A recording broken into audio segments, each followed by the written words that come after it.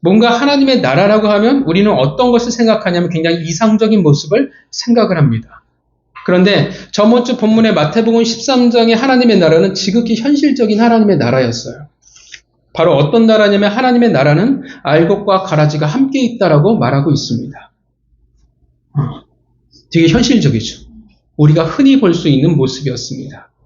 여기서의 하나님의 나라는 우리가 갈 본향을 말하는 것이 아니라 하나님의 나라, 그 통치가 임하는 오늘을 우리가 이야기하고 있습니다. 그러니까 우리가 하나님의 백성으로 살아가고 있는 오늘 하루라는 거예요.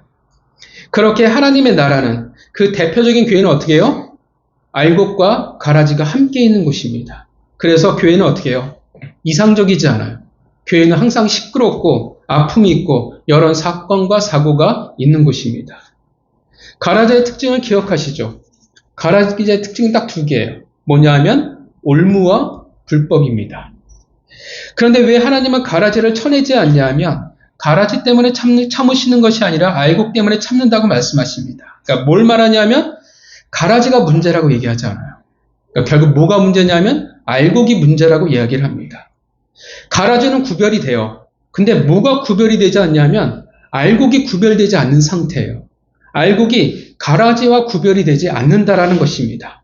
알곡이 알곡 같지 않아요. 오히려 알곡이 어떤 모습을 가지냐면 가라지 같은 모습을 가지고 있다라는 것입니다. 그래서 그 마지막 날까지 참으시겠다고 말씀하시는 것입니다. 사도 바울이 대표적이었죠. 그가 정말 가라지와 같은 알곡이었고, 그리고 우리가 그런 가라지와 같은 알곡이었습니다. 그렇게 하나님의 나라는 알곡과 가라지가 함께 있기에 뭘 우리가 경험할 수밖에 없냐면 하나님의 오래 참으심과 단호하신 그 은혜로 이끌어 가신다는 것을 우리가 경험하게 됩니다. 성도 여러분, 우리가 굳이 가라지와 같은 알곡으로 살아갈 필요는 없습니다. 한 주간 하나님의 그 나라에서 하나님의 오래 참으심과 단호한 은혜 가운데 살아간 이삭이었기를 축원합니다. 자, 오늘 본문은 저번 사무엘상 설교와 동일해요. 그냥 넘어가기는 좀 그렇고 여러분들이 잘 아시는 내용이고 그래도 한 번은 말하고 넘어가고 싶은 본문이었습니다. 질문은 이래요. 왜 아비새와 다윗은 똑같은 상황에 전혀 다른 답을 하고 있을까? 어떤 질문인지 아시겠죠? 하나님이 똑같이 일하셨어요. 똑같은 기적을 봤어요. 근데 아비새와 다윗이 말하는 답은 다 달라요. 왜 그럴까냐라는 거예요. 본문을 보면 하나님은 다윗을 인도하셨어요. 어떻게 인도하셨습니까? 사울의 모든 병사들을 어떻게 해요? 깊은 잠에 빠지게 하셨어요. 혼수 상태에 들어가게 만드셨어요. 그렇게 사울의 장막에 무사히 다윗과 아비새를 이르게 하셨습니다. 그리고 무사히 사울이 잠들어 있는 장막에서 어떻게 해요? 사울이 가진 단창과 물병을 가지고 나올 수가 있었다라는 거예요. 자, 어떤 상황인지 여러분이 아시죠? 모든 병사들이 다 잠들었어요. 지금 어떤 상황이 되겠습니까? 그래서 아비새가 뭐라고 말해요? 아비새가 뭐랍니까? 18절 볼까요? 아비새가 다윗에게 이르되 뭐라고 말합니까? 하나님이 오늘 당신의 원수를 당신의 손에 넘기셨나이다. 여러분, 틀린 말일까요? 우린 답을 알아요. 그죠? 우리는 답을 알지만 우리가 그 현장 속에 있다면 뭐라고 답을 할까요? 저는 아비새가 믿음이 없어, 신앙이 없어라고 말하기는 참 어렵다고 생각을 합니다. 왜냐하면 현장 속에 있었으면 저도 그렇게 답을 할 것 같아요. 분명 사울은 어떤 사람이었습니까? 원수였어요. 그 원수를 갚을 수 있는 가장 좋은 상황에 하나님이 지금 인도하셨다라는 거예요. 하나님이 그렇게 상황을 만드셨어요. 하나님이 하신 것 같아요. 하나님이 기회를 주셨습니다. 그런데 반면 이 똑같은 상황에서 하나님이 똑같은 기회를 주셨지만 다윗은 어떤 선택을 하냐면 9절 죽이지 말라고 합니다. 왜냐하면 11절 여호와께서 금하셨기 때문에 죽일 수 없다라고 말을 합니다. 그러니까 재미있는 상황이 되었죠. 누가 보더라도 하나님이 인도하신 것 같은 상황이었는데 답을 주신 것 같은 상황인데 두 사람은 전혀 다른 반응을 한다라는 거예요. 그런데 이 두 사람의 반응의 공통점은 뭐냐면 둘 다 하나님을 지금 말하고 있다라는 거예요. 하나님이 근거라는 거예요. 두 사람 모두 다 하나님 때문이라고 말하고 하나님이 주신 것이라 지금 말하고 있다라는 것입니다. 같은 상황인데 전혀 다른 반응으로 답을 합니다. 왜일까요?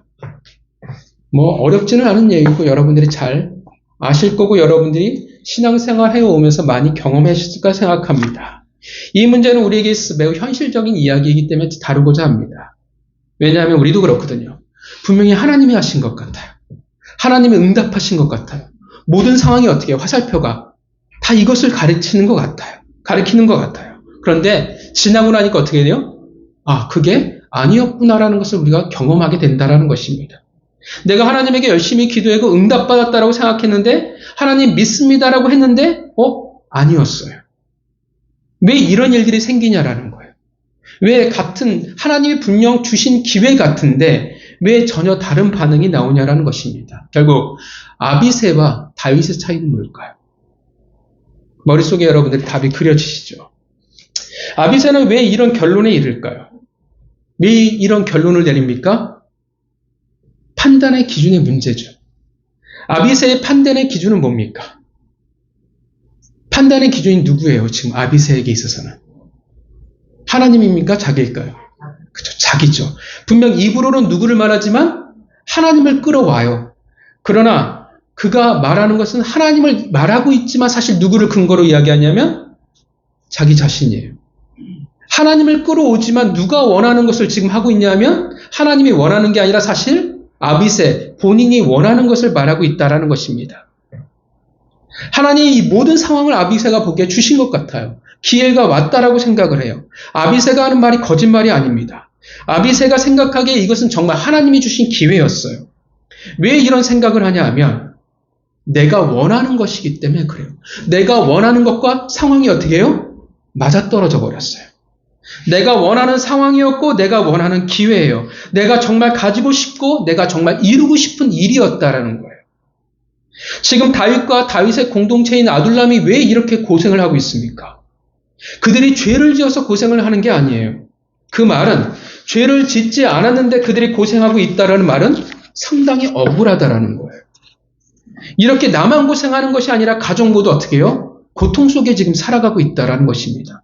잘못이 없었어요. 올바로 살았는데 이유 없이 고난을 당해야만 한다라는 것입니다. 이게 얼마나 억울해요. 우리가 얼마나 타당합니까? 근데 그 모든 이유가 누구 때문이에요? 사울이었어요. 여러분 생각해 보세요. 그 아둘람 공동체가 얼마나 하나님에게 기도했겠어요.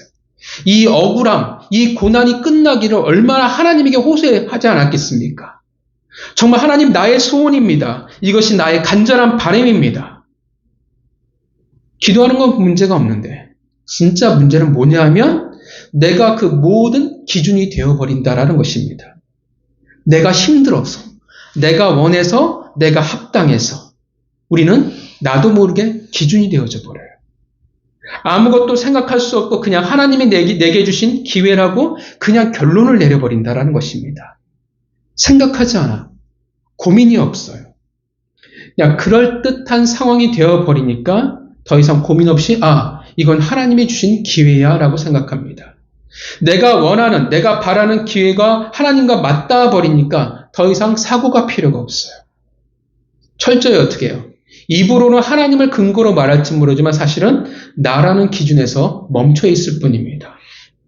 하나님을 생각해야 되는데 하나님이 내게 말씀하신 것, 가르치신 것을 한 번쯤 고민을 해봐야 되는데 그렇지 않다라는 거예요.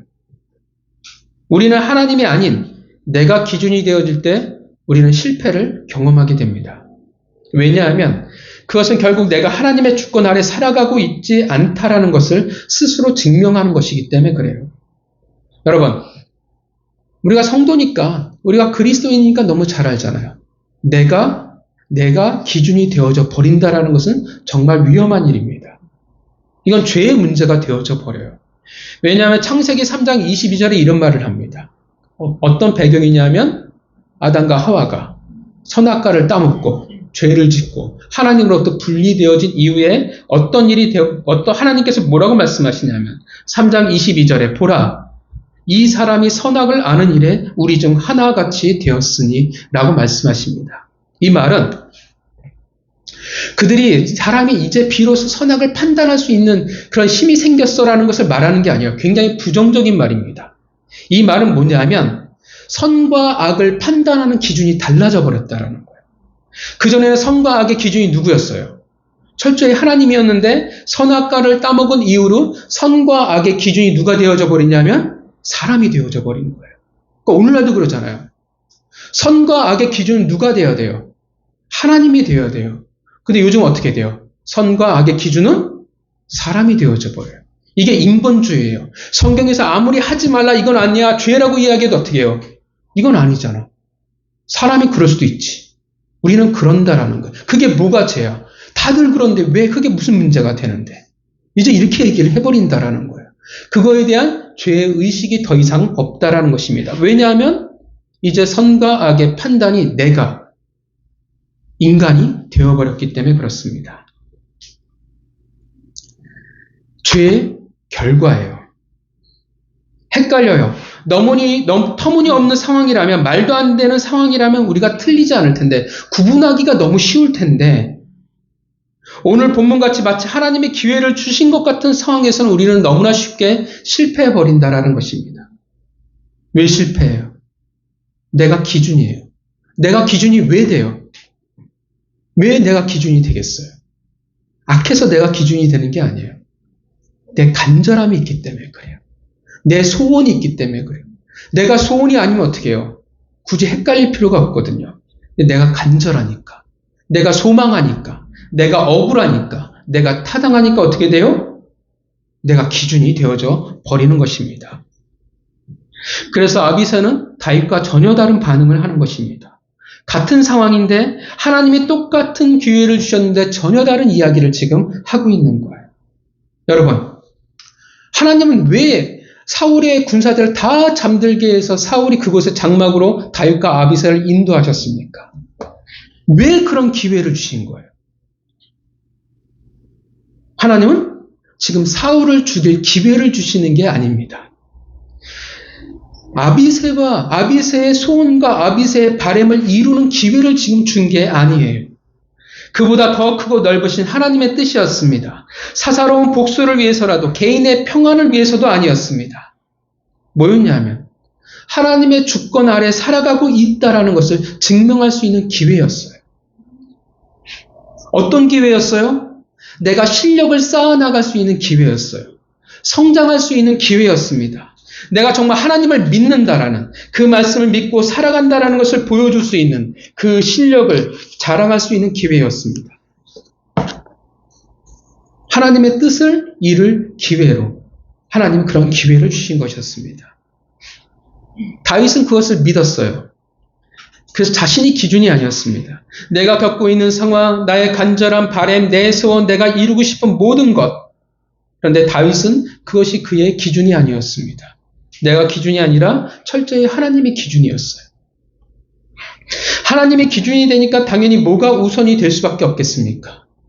하나님이 내게 말씀하신 거예요. 하나님이 내게 가르치신 것이 우선이 될 수밖에 없어요. 내가 근거가 아닙니까? 하나님의 뜻, 하나님의 명령이 우선이 될 수밖에 없습니다.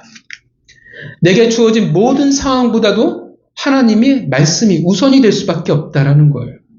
여러분, 다윗에게 하나님이 뭐라고 명령하셨습니까? 뭐라고 명령하셨어요? 기름 받은 자를 치지 말라고 명령하셨어요. 다윗에게는 하나님의 말씀과 하나님이 기준이 되어버렸어요.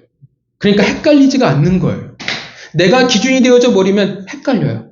이게 뭐가 하나님의 뜻일까? 근데 하나님의 명령이 기준이 되어져 버리면 더 이상 혼란스럽지 않다라는 것입니다. 왜냐하면 그 말씀대로만 하면 되거든요. 하나님의 기준이 분명하니까 다른 이야기가 되어지는 거예요. 죽이기 위한 상황이 아니라 24장에 있었던 상황의 반복이 되는 것뿐입니다. 말씀처럼 내가 순종하면 되는 상황이에요. 헷갈릴 필요가 없어요. 하나님 분별하게 해주세요라고 기도할 필요도 없어요.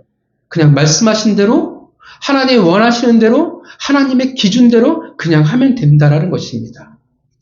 이 차이가 똑같은 상황에, 기회에 전혀 다른 두 반응이 되어집니다. 그러니까 누가 기준이 될 거냐라는 거예요. 내가 기준이 된다면 그래서 우리는 분명 하나님이 주신 기회를 놓치게 될 것입니다. 하나님이 기준이 될 때 우리는 하나님이 주신 그 기회를 가지게 될 것입니다. 이게 아비새와 다윗의 차이였습니다. 이런 일들이 정말 많아요. 우리가 정말 많이 경험하게 돼요.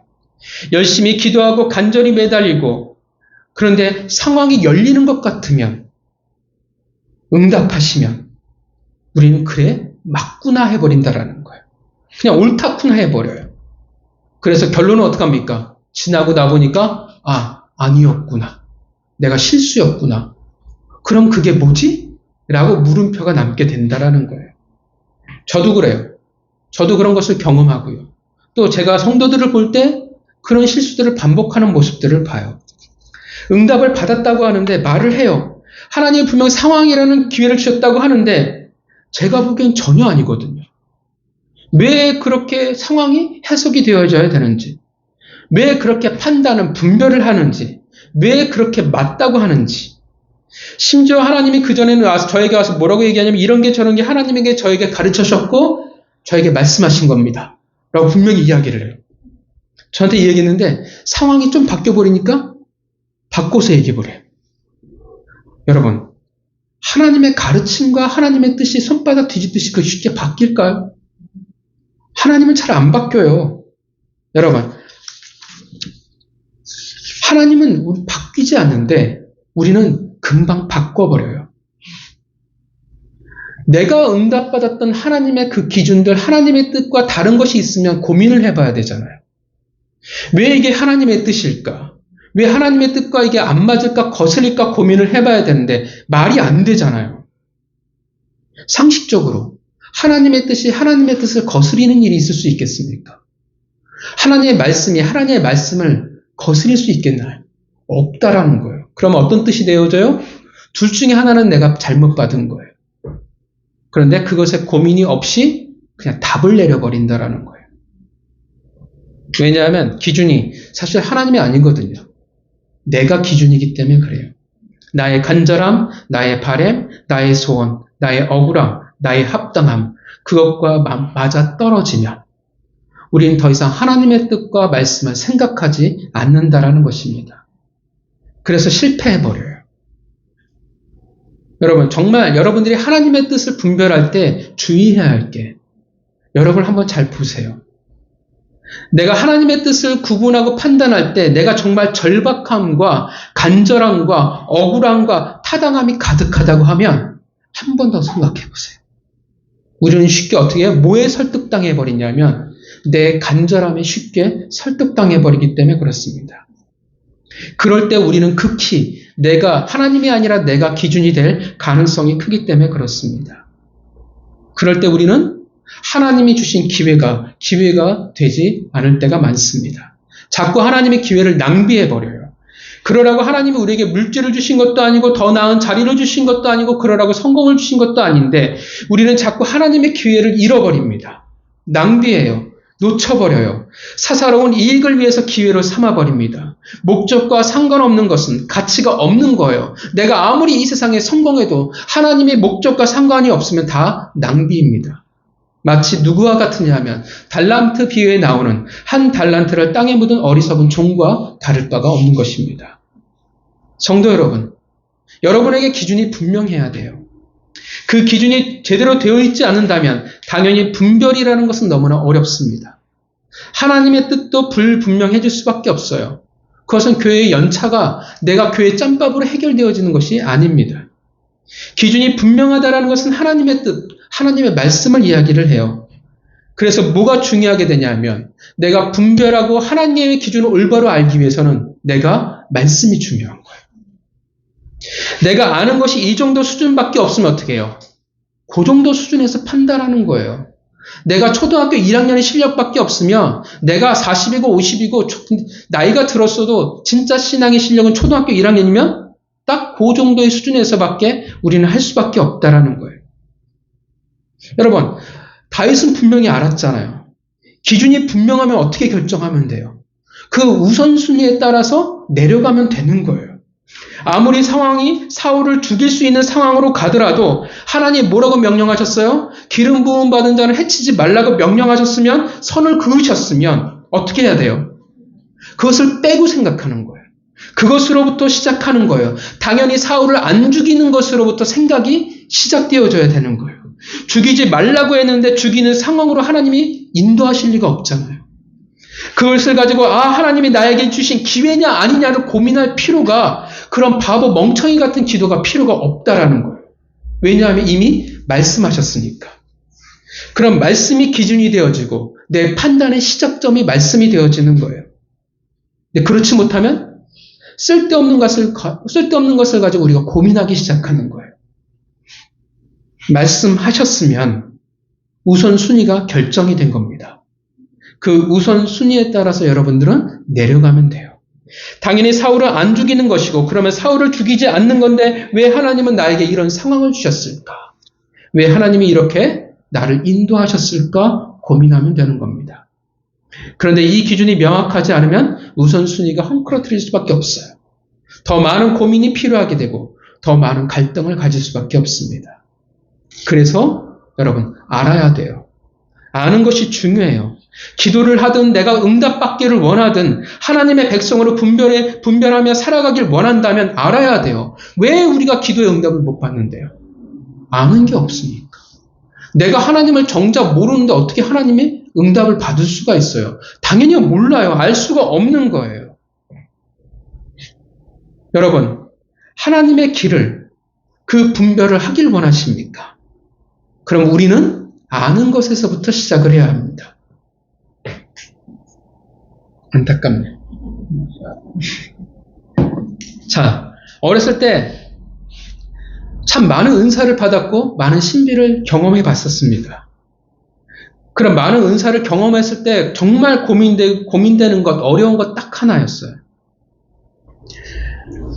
하나님이 달라고 하면 그때는 모든 은사를 다 주셨었고, 내가 보길 원하면 다 보여주셨고, 다 경험하게 하셨었어요. 정말 그때는 저는 하나님이 저를 이쪽으로, 신비루 쪽으로 저를 쓰실 거라고 생각을 했어요. 아마도 그때 은사를 계속 하나님이 이어가게 하셨으면 오늘 교회를 좀 더 쉽게 하지 않았을까라는 생각은 합니다. 그때 가장 큰 고민이 뭐였냐면 분별이었어요. 이게 도통 모르겠는 거예요. 이게 찾아오는 이 메시지들이, 또 내가 누군가를 기도해주고 또 여러 가지 영적인 현상들을 내가 지금 제대로 하고 있는지, 제대로 받고 있는지를 모르겠는 거예요. 내가 보는 것, 내가 말하고 내가 느끼는 것, 무엇이 옳은지가 가장 큰 두려움이었습니다. 그래서 그때 가장 많이 기도했던 게 분별이었어요. 그런데 그게 될 수가 없어요. 물론 하나님이 잘 경험해보니까 다 그렇더라고요. 하나님이 강권적으로 알게 해주시고 끌어갈 때가 있어요. 근데 그것도 때가 있거든요. 때가 되면 하나님이 뒤에서 잡아주시던 자전거를 놓으실 때가 있습니다. 그때는 이제부터 뭐가 필요하냐면 진짜 실력을 필요로 할 때예요. 감각에 의존하는 것은 명확한 한계입니다. 감각은 사실 믿을 게 못 되거든요. 감각이라는 것은 너무나 주관적인 가능성이 큽니다. 많은 기도를 했었지만 제가 지금 그때보다 성장하고 느끼는 것은 분별의 은사는 없다라는 겁니다. 분별은 아는 것에서 시작을 합니다. 바로 말씀을 아는 거예요. 단순히 지식을 추구한다라는 말이 아닙니다. 성경은 단순한 지식을 말하지 않아요. 하나님에 대한 이해를 말하는 거예요. 말씀을 안다는 것은 내가 하나님에 대한 이해가 깊어진다라는 것을 말해요. 기준을 알아간다라는 것입니다. 여러분, 우리가 답답한 게 뭐냐면 우리 모든 인생 가운데 성경이 답하지 않거든요. 내가 이 길을 가야 되는지, 이 회사를 가야 되는지 성경을 말합니까? 말하지 않거든요. 그래서 우리는 어려워요. 그러나 하나님을 이해하면 달라지기 시작한다라는 거예요. 성경은 하나님이 뭘 좋아하시는지, 뭘 싫어하는지를 우리에게 가르쳐 주세요. 그럼 우리 애가 그것을 놓고 고민하기 시작하는 거예요. 이걸 하면 하나님이 더 기뻐하시겠지? 이걸 하면 하나님이 좀 별로 안 좋아하실 것 같아. 내가 하나님을 아니까 어떻게 돼요? 그런 생각이 가능해지기 시작하는 거예요. 판단에 있어 기준과 수준이 달라지기 시작합니다. 그래서 알아야 되는 거예요. 다윗이 이렇게 오늘 본문의 올바른 판단을 결정할 수 있었던 것은, 하나님이 주신 기회를 잡을 수 있는 것은 다 뭐였냐 하면 아는 것이었어요. 아니까 그 기준에서 명확하게 시작할 수 있었습니다. 말씀이 하나님이 나에게 주신 뜻이 명확하다고 하면 굳이 주저할 필요도 없고 고민할 필요도 없는 것입니다. 거기에서부터 시작하는 거예요. 하나님이 이 교회의 자리를 지키라고 명령하시면 더 고민할 필요가 없는 거예요. 거기에서 시작을 하면 돼요. 말씀을 주시면 거기에서 시작하는 거예요. 하나님이 성경에서 예수님이 뭐라고 명령하셨어요? 섬기라고 명령했잖아요. 작은 자가 되라고 명령하셨잖아요. 그러면 내가 고민할 것은 내가 어떻게 섬길까를 고민하면 돼요. 내가 섬기면 혹시 교회에 대해서 어떻게 내가 아직 준비가 안 돼서 이런 고민을 할 필요가 없어요. 어차피 우리는 죽기까지 준비가 되는 사람들이 아니에요. 섬기려고 하면 어떻게 해요? 그냥 섬기면 되는 거예요. 왜냐하면 말씀하셨잖아요. 그것을 가지고 이것까지 될 필요도 없고 고민할 필요가 없어요. 다만 지혜를 고민할 필요가 있죠. 하나님의 말씀을 통해 가르치셨다면, 하나님이 나에게 명확한 하나님의 뜻을 알게 하셨다면 굳이 고민할 필요가 없습니다. 거기에서 시작하면 돼요. 그런데 말씀과 말씀이 부딪힌다면, 하나님의 뜻과 하나님의 뜻이 서로 부딪히게 된다면 그거는 내가 뭔가 문제가 있다라고 생각하면 된다라는 것입니다. 물론 분별하는 것은 쉽지 않습니다. 수많은 기도 제목들과 인생의 갈림길, 그 선택, 그 가운데 하나님의 분명한 말씀을 알기도 어려울 때가 우리는 수없이 많습니다. 물음표가 많거든요. 아무리 성경책을 뒤져봐도 잘 모르겠고 기도해봐도 잘 모르겠고 잘 안 돼요. 사실 잘 되는 것이 오히려 이상해 보일 수도 있습니다. 근데 여러분, 이러한 삶이 하루하루 쌓여나가는 거예요. 알아가고 고민하는 것. 기준이라는 것이 하루아침에 만들어지는 것도 아니고 그것을 믿고 살아가는 것도 하루아침에 되는 게 아니에요. 우리가 저번 주에 했잖아요. 반복을 하면서 쌓여나가는 겁니다. 실력이에요. 반복을 하지 않는데 어떻게 하나님을 기준으로 살아갈 수 있겠습니까? 내가 해본 적이 없는데 맨날 급급해서 내 기준대로 내가 원하는 대로 내 소원대로 내가 원하는 대로 결정을 하며 살았는데 옳다구나, 하나님이 주신 기회구나, 그게 전부였는데 그런 자가 어떻게 실력이 있겠습니까? 여러분, 기도 열심히 한다고 해서 내가 능력을 받는다고 해서 다 된 것처럼 해결할 수 있는 것처럼 하면 안 돼요. 어차피 우리는 잘 안 돼요. 그러나 그렇게 애쓰며 노력하며 살아가야 하는 것입니다. 물론 하나님을 놓고 고민한다고 해서 우리가 올바른 결정을 하는 것은 또 아닙니다. 왜냐하면 우린 한계가 있고 우리는 분명 지혜롭지 못한 자들이기 때문에 그래요. 근데 중요한 게 있어요. 그걸 누가 보세요? 하나님이 보고 계시는 거예요. 그래도 내가 기준이 아니라 하나님의 기준으로 살아가려고 했던 그 삶과 그 싸움을 누가 보시냐 하면, 기억하시냐 하면 하나님이 기억하신다라는 것입니다. 그렇다면 하나님께서 우리에게 또 은혜를 주시지 않겠습니까? 또 우리에게 인도하시고 또 기회를 주시지 않겠습니까? 처음에는 아니더라도 그래서 우리는 점점 더 나은 모습이 될 것입니다. 정말 하나님의 기회가 우리에게 기회가 되어질 것입니다.